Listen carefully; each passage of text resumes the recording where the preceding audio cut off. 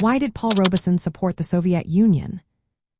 Have you ever wondered why a prominent African-American artist and activist like Paul Robeson would support the Soviet Union? His reasons are rooted in his experiences and beliefs during a time of great social and political upheaval. Robeson viewed the Soviet Union as a powerful example of socialism and racial equality. This perspective sharply contrasted with the racism and capitalist oppression he faced in the United States.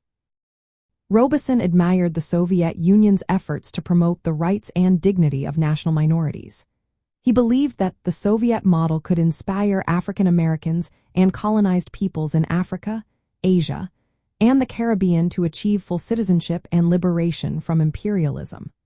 The Soviet Union's official policy of racial tolerance caught his attention, especially since it opposed colonialism and fascism.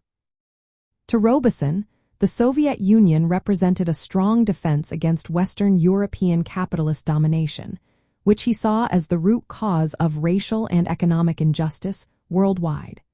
His admiration led him to study the Russian language and history. He encouraged African Americans to look to the Soviet Union for inspiration in their struggle for equality.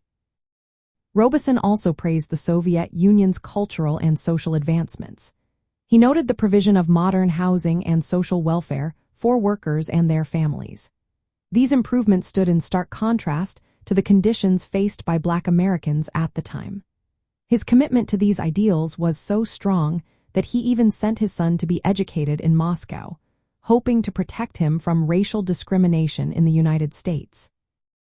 When it came to controversial events in the Soviet Union, such as Joseph Stalin's purges or the non-aggression pact with Nazi Germany, Robeson often justified these actions.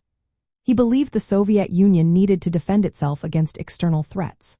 For instance, he thought the non-aggression pact was a necessary measure due to the failure of Britain and France to form a collective security alliance against Nazi Germany.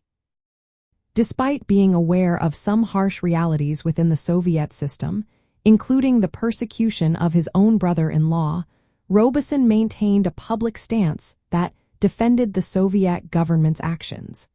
He viewed them as necessary for the survival of socialism. Robeson's support for the Soviet Union was also a political statement against the racial discrimination and capitalist exploitation he fought against in the United States. His alignment with Soviet ideals made him a target during the Red Scare and McCarthyism. However, from a communist perspective, his stance represented solidarity with a state that sought to dismantle imperialism, racism, and capitalist oppression globally. In essence, Paul Robeson supported the Soviet Union because he saw it as a genuine attempt to build a society based on equality and social justice.